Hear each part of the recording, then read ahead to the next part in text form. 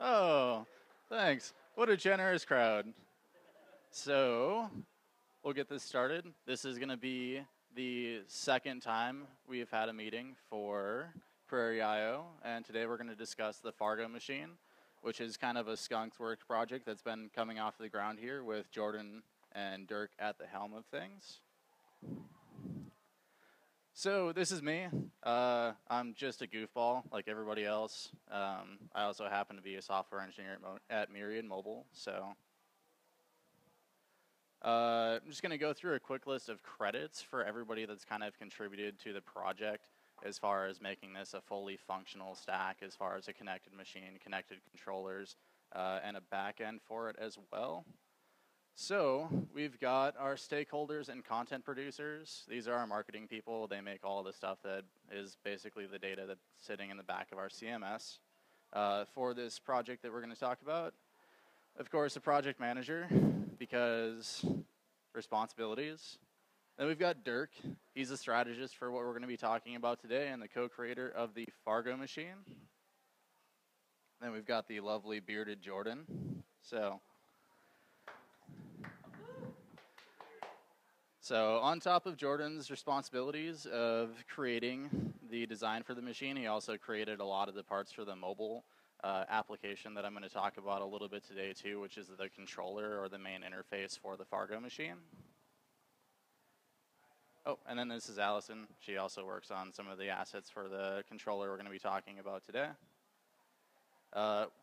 So one of the big parts that we have is a kind of a connectivity layer between the connected vending machine and the remote control mobile application that we have for it right now.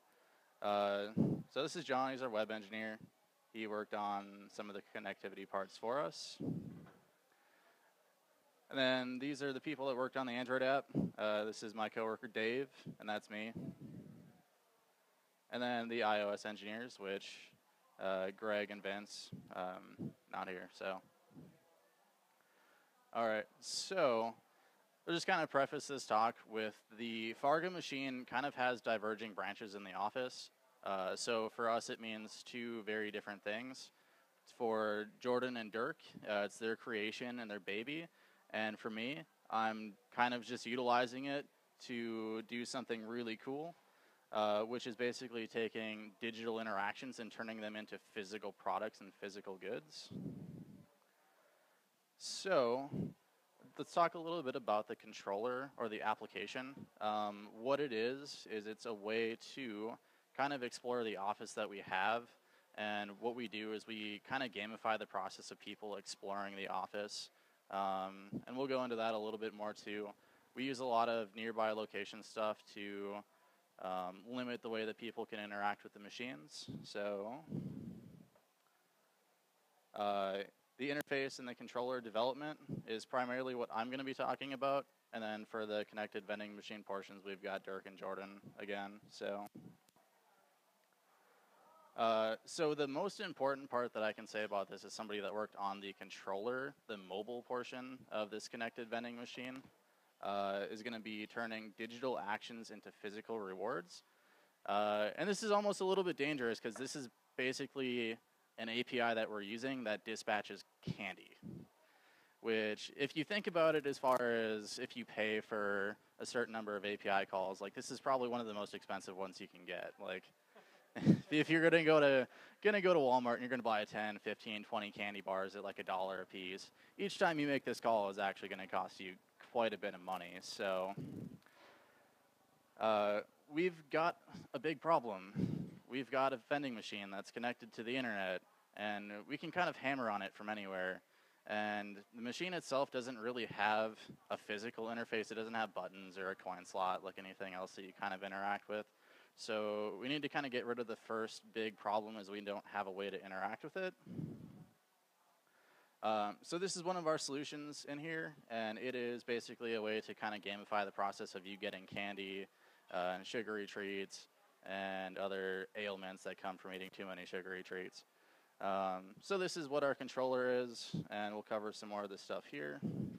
This is probably kind of vague. You guys probably don't know what I'm talking about, so I included a short little video clip here. that will give you guys kind of a walkthrough of how people interact with the application and the process of actually going from interaction to candy.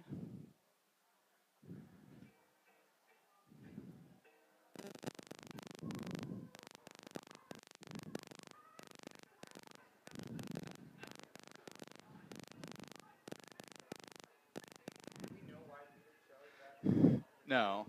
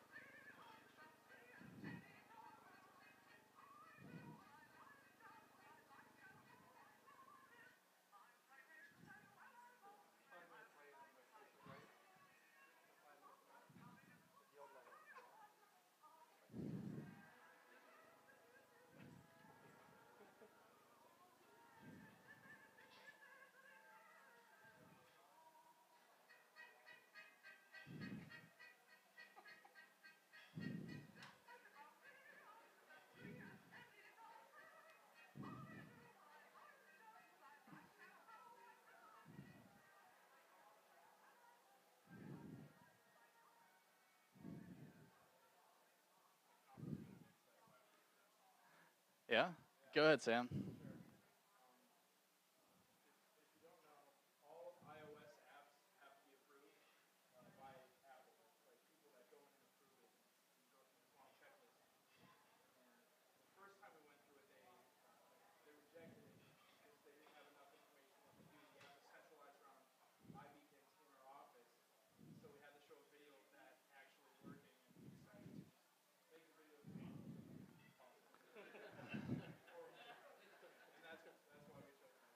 Yeah. So, so as a summary, Apple gave us a little bit of a hard time about submitting this connected vending machine controller to the application store, and we just decided to troll the heck out of them. So, what was that? It, yep, did get approved, so they are on both. Thank you. Uh, so hey, a wild engineering problem appeared. Uh, this is the really scary part, is that somebody like Ryan Hatfield's going to go through and use APK tool and decompile my application and find out my endpoints and my tokens, and he's going to start making requests from like a weird spam bot in Russia telling my candy machine that he wants to just throw this thing in an infinite loop and then go Kit Kat, Snickers all over the floor. Yes, combo breaker. Okay, so we're going to go through a couple of things that we did to employ kind of breakpoints and slowdowns for people so that they can't actually go through and just use this thing as a way to get free candy whenever they want, and to also make sure that they're kind of in the right location to do it, since a lot of this is powered by location-based things. So if anybody actually read through this too, all the candy, true, fictitious users, yes, and something about barbecue sauce. So, one of the ways that we use to kind of avoid having this API being available as like a one-shot direct hit to going right to the vending machine is that on the hand that you're using to control the application, that's basically the controller that's going to send off the call. And then there's the vending machine on the other end, which is actually the target that you want to try and hit so it gives you candy, because that's really all the end user cares about. But what we're doing is we've got a middle layer in between. So it's a web service that all of the controllers hit. So all the iOS apps, Android apps, Windows Phone app is going to hit this middle layer. It's going to ask for a unique hash that's basically going to say this is good, and it has a liveliness of a kind of a short amount of time. So that way people can't go through and say, I want lots of candy within 1 second, or making unauthenticated requests or weird things like that. So basically that request comes back from the server. We do a little bit of manipulation on it based on the person's device and stuff like that. And then we send it back to the web service, which dispatches a request to the vending machine that actually gives you the candy, which is what most of us really care about. So the other part is we've got another problem in the application. As soon as you finish it, you have this button, and this button's like, hi, do you want candy? Of course you want candy. Of course, every user is going to want to sit there and they're going to want to click, yes, I want candy. I'm just going to sit here and pound on this button. This vending machine is going to give me all the Kit Kats in the world. So some of the few things that we did was obviously not allowing them to hit the button after they unlock it or send the call.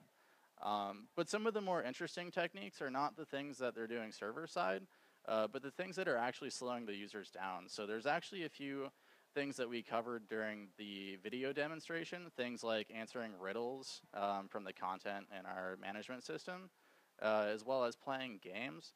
And all of these things are a way on top of explicit rate limiting server side to say, these are things we're going to do to kind of throw in front of you to slow you down from hammering our API and depleting our candy store. And I'm sincerely sorry about that, because I would really just love to beat this thing up, but there's a budget, so. What we're mostly doing is reducing frequency through the gamification in the application. So as the user walks around, there's 5 different rooms that are associated in the application. So every time you go to a room, you unlock it, and you're presented with a short riddle. And you can answer the riddle correctly, and if you do, you complete 1 out of the 5 segments in the application. And that's 1 out of 5 parts to getting your candy. If you fail it, then you play a short mini game where you do kind of a juggling act. And if you complete that successfully, it marks it as completed, and then you go through and then you do the other 4. So this is kind of what the interface looks like. I should say more of a hurdle, but this is what the user sees. So they'll go through a few pieces of contextual information talking about the room that they're in based on their location, and it'll ask them the question, something generic, and then you'll answer it, and you'll get it correct. And you'll go through, and if you fail it, you'll play a game where you have to keep these balls in the air for a set amount of time. The really helpful part about that is that if you have a set number of time you need to juggle these balls, or a set number of time it's going to take to display content to the user, that's 5 times whatever that number amount is to actually delay them from actually being able to hammer or get candy. So if you have 5 times or 5 segments the user needs to complete and 10 seconds between balancing games, then it'll take them about a minute before you can actually do a call, reducing the amount of time that a user can hammer against your vending machine. So the big moment looks a little bit like this. You can kind of see the castles on the screen captures here. When you complete a castle, there's a little flag on the top that goes up. And once you complete all 5, it tells you, hey, you finally won the game. And then when you click on the banner, it gives you the opportunity to go and dispatch your candy, and it tells you to walk down the hallway to go and retrieve it. And that's all I have on developing the interface and the controller that talks to the vending machine.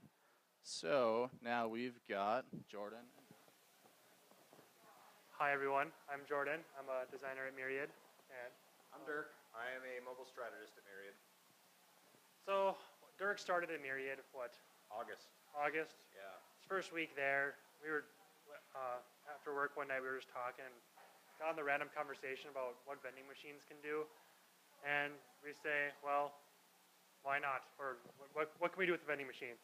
So conversation led to... I believe your quote was, I think 10-year-old Jordan would really approve of 24-year-old Jordan owning a vending machine. Yeah, if I That could was kind of tell, the impetus future for that. self could tell past self that I owned a vending machine one day. I think I was the coolest guy ever. So that was good, that book. So we went on Craigslist and we bought a vending machine. From So some we dude. bought a vending machine for some dude in White Bear Lake, Minnesota. So little did we know, we took... It was $175 for that one, and then we bought a Pepsi machine for another $100. We decided we didn't want anything to do with the Pepsi machine, so we just went ahead and sold that to a buddy. So that's in his bedroom now. Anyway. So little did we know that while our vending machine will take a pickup, weighs 750 pounds. Did not think that through as we jacked this thing up on it was just a normal jack, wasn't it? Yeah, used a bottle jack to get in the back of the truck. Got it to Fargo, and then when we got it to Fargo, we realized we needed Nick to help us get it out. We dropped it on me a couple of times and almost on Nick, but either way, we got the vending machine out, and then we actually attempted to get it into our office. So, background on the Fargo machine, Jordan and I knew we were going to do this vending machine. We talked to Jake Jornston, the CEO of Myriad, and we said, can we store this here? And he said yes, on one condition, that we are able to use it for the Myriad Tour app so that we can create a really cool candy dispensing concept. So hence why the two worlds merged. But I don't know where everybody else went, but they decided to put me in an elevator. I was not going in the elevator.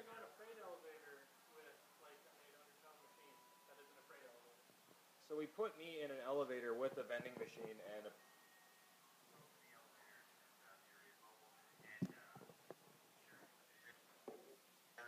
so while the video doesn't work all that well, it takes up the entire elevator. That's after we'd already disassembled it, so these things are huge. Turns out they really are the size of a truck. Anyway, get it up into the office. Before you know it, in our office, it's in pieces. So yeah, that's kind of phase one. We have some process shots. So that's what it looked like initially. We had to take the legs off, we had to take the door off, we had to take everything off of this thing. And then we started getting it together. I don't know which way to face here. Here's just some shots of what it looked like initially. And we broke two Harbor Freight $4 dollies to get it into the building. I took out a good chunk of the sheetrock on the first floor, which they fixed on Monday morning, which I didn't ask for them to fix, so that was cool. Nobody died, so that was good. Dirk hurt his neck though. So we were told that it did run when we bought it. Our idea was we weren't going to completely strip it out of all the electronics, and when we opened it up, we realized it had suffered a little bit of a fire. So none of the electronics were intact anymore. I mean, they were there, but it just smoked. It really didn't do anything. Fortunately, the wiring harness to all of the coils still works, so we'll show you guys that in a second. But really, what we bought was a 700-pound gun safe that didn't do anything. With the glass window. Yeah, with a glass window. Really unfortunate piece of equipment at that point. So this is when we actually had decided that we had no idea what we were doing at the vending machine, and nobody else in the office had ever tried to take one of these apart before to rewire it in the same manner. I think you had done a little bit with stuff at Ace at NDSU and stuff, but started actually literally just hooking up 12-volt adapters to different wires to see what would actually make a motor go, because I couldn't find a multimeter. And lucked out, figured out, at least some of the pins. So we knew that the machine at least lived, so we continued on. So that determination. Yep. I don't know if you guys can see, but Jordan is staring intently in the middle of the glass right here. This is after we got the door, everything back on, it looking kind of how it was when we put it in the truck. And then my part came in.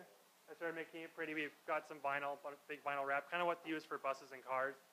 So I made it look pretty. We called it the Fargo machine. We'll get into a little bit that later. So I started adding the different paneling on. We have interchangeable panels, so we can pretty much flip out the face of this pretty easily. It's pretty templatable, if you will. And we started getting trim on, and we put the door on, and got it across. Everything in Myriad, including the vending machine. We can pull it at stacks at this point. So my typical fashion, I got excited to see it working, so I went out and bought $50 worth of candy to put in the machine without realizing it didn't work. So we just put it on free play and gave people a key when they wanted candy out of it. So everybody's welcome for that. the gut.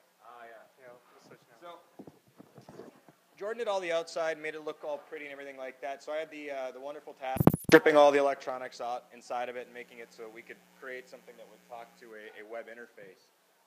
Turns out vending machines at their very heart are really simple. They are a collection of DC motors and literally a power switch.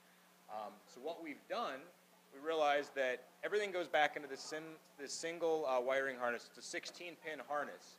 And what it is certain pins represent a row in the vending machine and certain pins represent a column. It's a matrix. So once you figure out what each pin is, and after 2 weeks of looking at this, I realized it's actually laser engraved on each one of the wires. So it made it a lot easier because I was sitting there tracing each one by hand.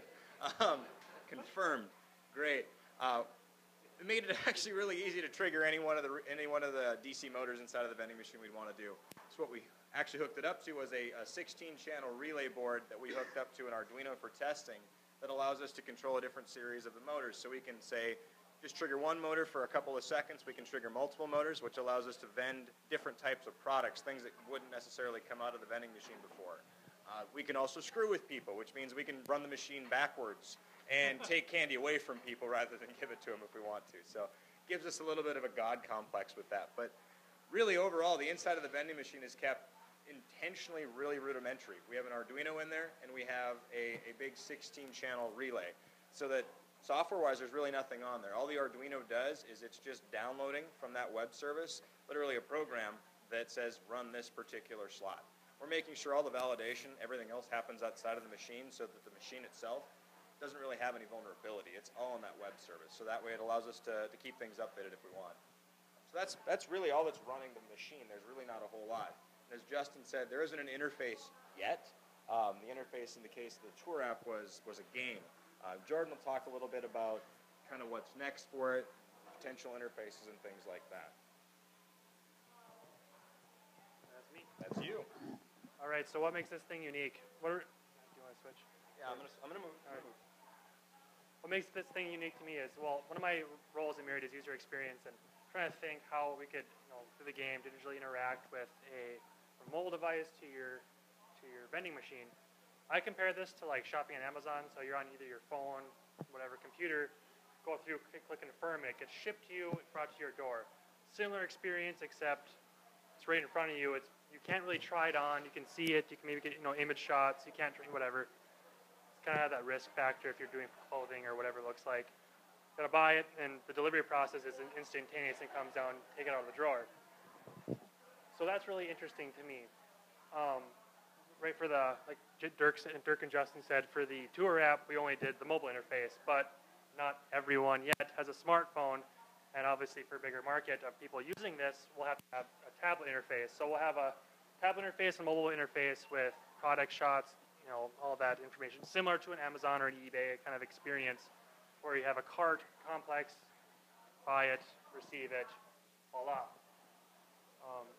Did you add anything else onto that I missed? No, I think that's good. All right. So what's next for this? We do have, do you want to talk a little bit more? All right. So I have a connection with the lead curator at the Craft Council in Portland. Pretty big connection. She is really interested in selling art. So with the vending machine, we can, there's all the different slots, all the different racks. We can take those out. We can rearrange it. We have bigger coils. We can small coils. We can put almost anything into this. So what she was really intrigued by is selling art out of this, having, the artist not limited to really a form factor other than being ridiculously large. And being able to buy art without a more nostalgic experience or more, simple, it's right there, it's simple. You can have a credit card transaction and buy art. So that's one option we are exploring. And really to the art thing, what makes it attractive to artists, if you've seen things like the Artimac or things like that, it forces them to change their form factor. So they're creating art for a specific medium, and that's cool. With something like this, we allow artists a brand new venue to put their art in. And it's similar to what you would see in a consignment store or a gallery. The difference with this is because of the fact that it uses Stripe as a back-end payment mechanism, we can immediately distribute those payments out directly to the artist so that they're getting money right away. The machine can give a message right back to the purchaser of the art and say, thanks for buying this.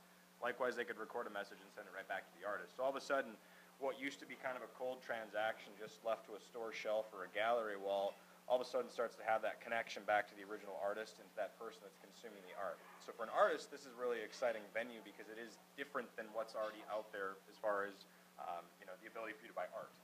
So for example, if I buy a Michael Strand cup out of this, buy it, all right, cool, I get it. I can have maybe a way to interact or connect with the artist. You can follow them on Twitter. Somehow you can see their Twitter hashtag or Facebook. You can reach out to them, email them, thank them.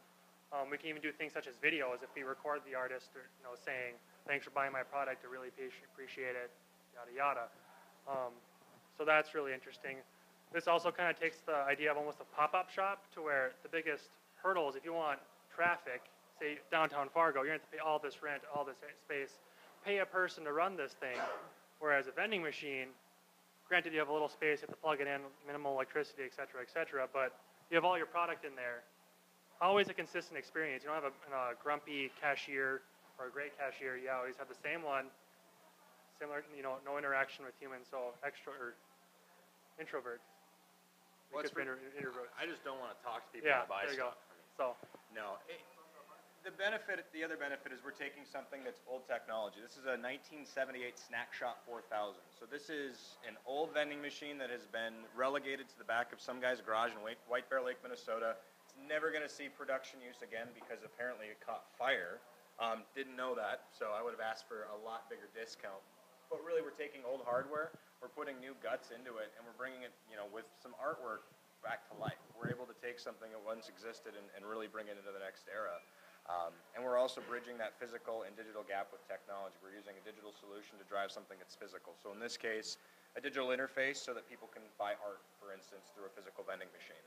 So it's the balance of both worlds. We're not just making an app, and we're not just making a vending machine. It's really both those worlds coming together to make something that is kind of that whole experience. I think that's all we have for next. And locally, sorry to add that slide in, but Well, you should probably plug this. This is Jordan's thing. I have a little project. I make a little knock on wood blocks. An idea of having real wood at the helm when you need it. Anyway, that's my You always plug. have real wood to knock on. And thank you.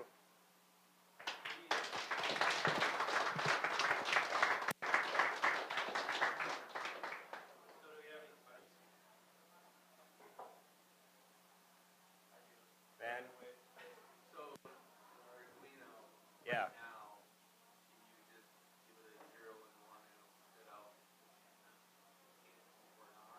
So I actually should have brought the Arduino code. So the way it's set up right now is pretty ghetto, I'm going to say. So it actually hooks up to my laptop, and the Arduino is actually accessing a local web server on the computer to download its programming instructions, and it's really a matrix grid. So we're saying, pin 3, pin 6, which would correspond to C1 on the vending machine. And so that's really what we're sending to the Arduino. And then the Arduino,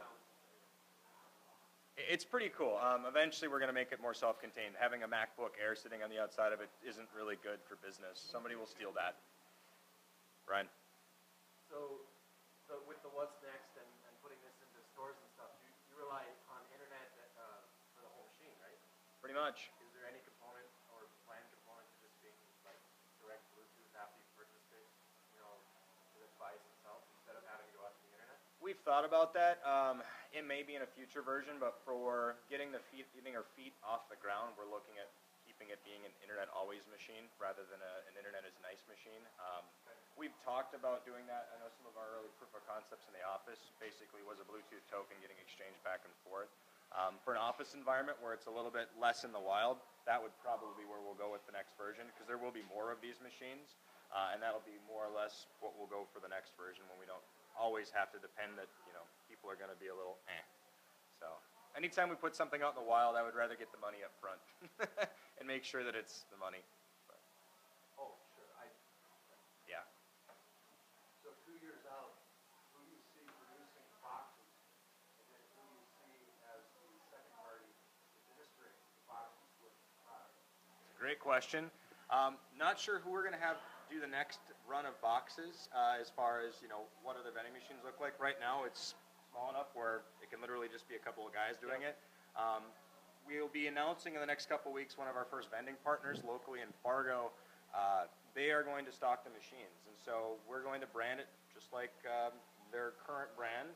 They'll check the product levels through the app. They'll be able to figure out when stock is low, when stock needs to be replenished, and then they'll, through their already existing delivery routes, fill the machine. That's a good case with that. Other ones obviously may not work as well. So we're kind of just playing it one step at a time. The Myriad Tour app was really the first time that we ever figured out that this could even be viable. And that was granola bars. And when it ran out, they were like, Dirk, it's out of food. And I just went and put more food in it. So it's one of those things. The next one we know. After that, it's going to be kind of a wait and see game.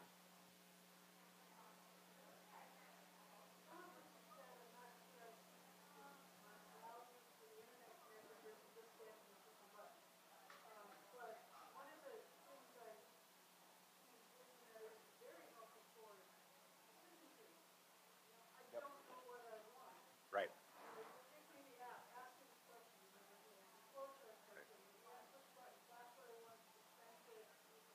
Yeah, that's a great point. One of the big advantages besides the decision tree for an internet-connected machine is transaction size. So if you look at typical cash vending machines, sometimes you see one that'll take a $10 bill, but most of the time it's small change. Some of the partners that we've talked to in the art space, they want to sell things that are $40, $60, $70, and they want to be able to receive that money immediately. For that, it makes sense to do a digital transaction system, and for that, we need to have an internet backhaul to manage that. But for like a decision tree, being able to walk people through, that's another great example. I mean, we can give context to the shopping experience again, rather than just assuming that people know they want C1.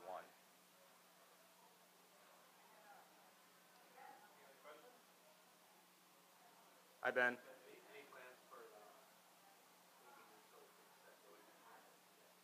Yes, it will accept Doge. It'll accept Bitcoin.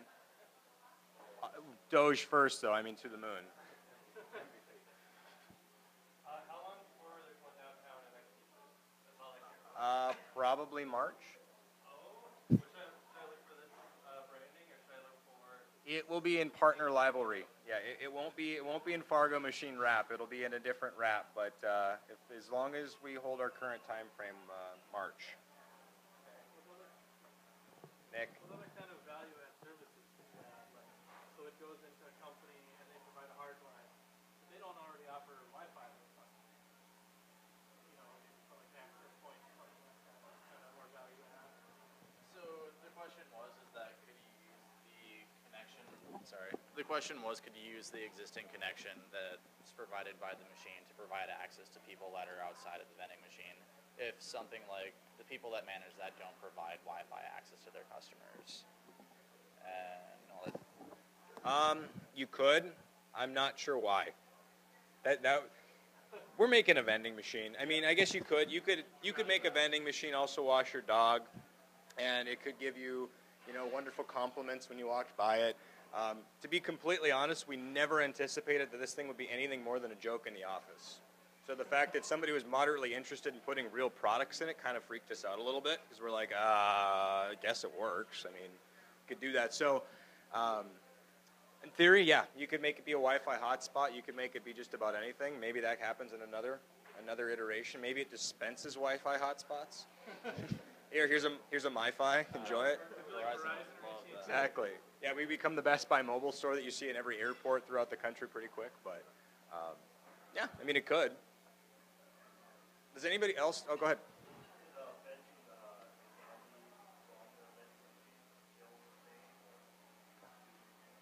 Sure. So the question was, is fetching the candy machine from the vending machine still the same? So, yes. The coil turns, candy falls to the bottom. We're able to add padding and other things to the bottom, so that way, in the case of a ceramic mug, we don't want it to fall 3 feet down to the bottom, because that's a bad deal. But yeah, I mean, the nostalgia factor is still very much there. Motors, in theory, can still get hung up. The difference is we know when they get hung up now. Doesn't mean we'll give you your money back. I'm kidding. We'll give you your money back. But it's still very much the traditional mechanics behind the machine. It's all still the same there. Yeah. Had an uncle that distributed and serviced vending machines in Albuquerque. He did very, very well, but that's where the money was at. He was actually stocking them and keeping them running, keeping them in place. Now, if you're going to sell small item hardware, what's the artist going to return? Have you done the numbers on what after the machine's made, somebody stocks it, somebody's getting product for it? What's the profit margin, and what's an artist look at? They sell $50 items. Sure. So what's the artist's profit margin is essentially kind of the rub with that. So it depends on what they're going to sell it for.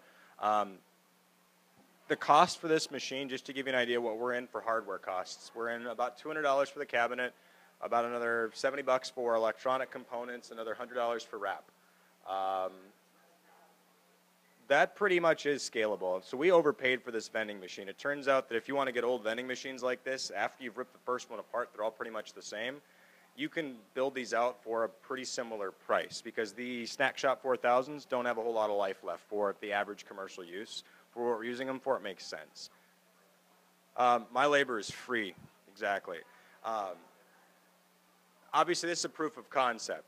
Our rub isn't necessarily making the money off of say what the profit margin is going to be for an artist. We're giving them a new venue. Today that artist may, depends on what they value their work at. Are they valuing it at $3 an hour or $20 an hour? Where our profit model is the service behind the machine.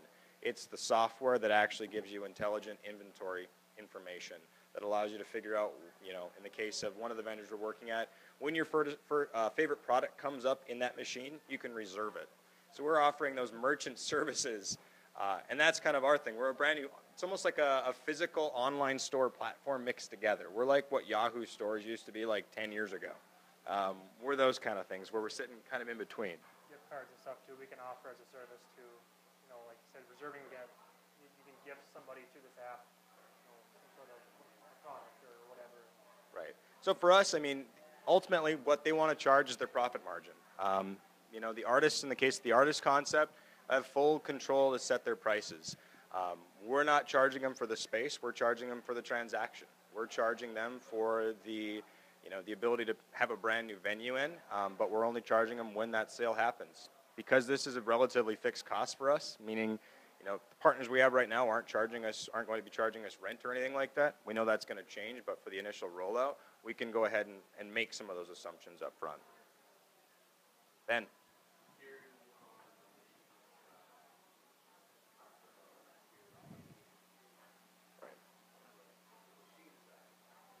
Sure. So security on the machine side. So like I've said before, the machine is pretty dumb. It does virtually nothing. It weighs 780 pounds. If you would like to move it, phenomenal. You've earned it. If you want to, correct. I mean, so you end up with, any time you have something with items of value in it, it's no different in this case than a store window when you're walking by a jewelry store and you see expensive jewelry behind the glass. Most people, it's a social moray to break through the glass and take the jewelry. So you have a little bit of hope that humanity is good. Yes, the machine will get broken into. But the thing of it is, back when this had just candy in it, that was a concern too. So the machine out of the box is pretty hardened. It uses about 3 different plates of steel for the outside, and the glass itself is shatter resistant on the front. Sure. Well, that's all hidden up in the machine. So, I mean, really, you would either have to access the web. The web service is really where all the damage can be done, or you get a cutting torch and you open the machine. Yeah. So the restriction of physical access is really a big kind of deterrent for people being able to access the hardware stuff, such as modifying the Arduino boards or manually pumping any electricity into some of those circuits and saying, well, I want the diamond necklace at matrix C5. Now, where some of the web security stuff would come in would be doing, having a good tokening system, something other than just like, oh, does this match the minute that it was generated? Right. So it's a little bit more complex if you're using a cellular device or basically a cell phone or something to do the purchasing of it. The nice part is that if you're using something like a card to do the transaction, you kind of have all the hardware internally, and really what you're just depending on is the card swiping, so the scanner of it. So, I mean, internally, if it's just saying like, oh, I'm a credit card acceptor, then that's a lot simpler, because then you can kind of internalize all of that, and all you get back is, did this succeed or did it not? Whereas if you do cell phones or tablets that go over cellular as a way to exchange tokens, that's where security might need to be a little bit stronger, but that's something that can be planned for. So, albeit we designed this to be secure for like a 50-cent granola bar. I mean, that was kind of where I think all of our heads were at in the beginning of this. So, people still steal the granola bars, but that's because I leave it unlocked. Or Nate has incredibly flexible monkey arms that you can they just walk, finagle up the vending machine. So maybe if you broke some porcelain mugs on the bottom, it would really kind of deter people, because, well, then they would just get mortal wounds. So that's a good idea. Hired. It was quite interesting when we were putting it all together. We had the glass out, and we still had all the product in there. It was like, whatever. Watching some coworkers walk by and kind of like look around. Sure if they should touch the food still. It was interesting. Since interface is part about learning, based on your experience with building this, and if anybody else wanted to get into the hardware meets software space, what would be the technologies, libraries, things to look at to really design it? I almost want Hatfield to talk about this one because he's kind of the expert in this area. You're the hardware where software meets guy. Well, all right. So Ryan Hatfield, if we haven't met before. So I would just say that if you want to get in between hardware and software, there are a lot of like pre-made products. If you lean more towards software, you should go towards some of these pre-made products like Arduino, but that's still getting lower level. There are some products that have libraries that you interface with that is just a switch. So with Bluetooth or an SDK, you can just turn this switch on or off. So there's a lot of different platforms, but Arduino is good. So is Raspberry Pi if you want to start getting into more coding stuff. But I mean, you just used you're going to have to do a lot more hardware stuff before this thing's done. Oh yeah. But for a prototype, right. That's what it needs to be. That's Ryan brings up a good point. What we're putting in this is off-the-shelf stuff, and that works for a proof of concept. Let's say that there is demand for 10, 20, 30, 40, 50 of these things. It's not going to be off-the-shelf components anymore. It might be influenced by them or inspired by them, but it's going to be a custom piece of hardware inside of it. It will obviously, rather than having the relay board be separate from a controller board, that's just all one printed board at that point that makes it faster for us to go in. So yeah, for prototyping, Arduino, Raspberry Pi, Makey, is that still around? Because that's kind of a cool one. It's an Arduino, but yeah. Yeah, I mean that's a really interesting use of the Arduino where you can really see the physical aspect out right away.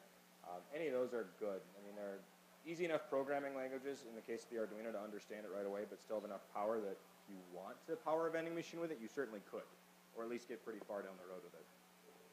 Awesome. Speaking of which, software? If there's questions related to software, or are you talking about libraries and stuff like that? Either. I don't know. I'm primarily a software developer on the Android side, so if you're just looking for ways to do internet connectivity and connecting to APIs, I would go check out anything open source by Square. Facebook's got some cool cryptography libraries too. I think it's called Conceal. That does a lot of low-level C stuff. It's supposed to be a lot faster. It's fun to play around with. So as far as web, I don't have a lot of recommendations on that. Laravel's kind of cool. So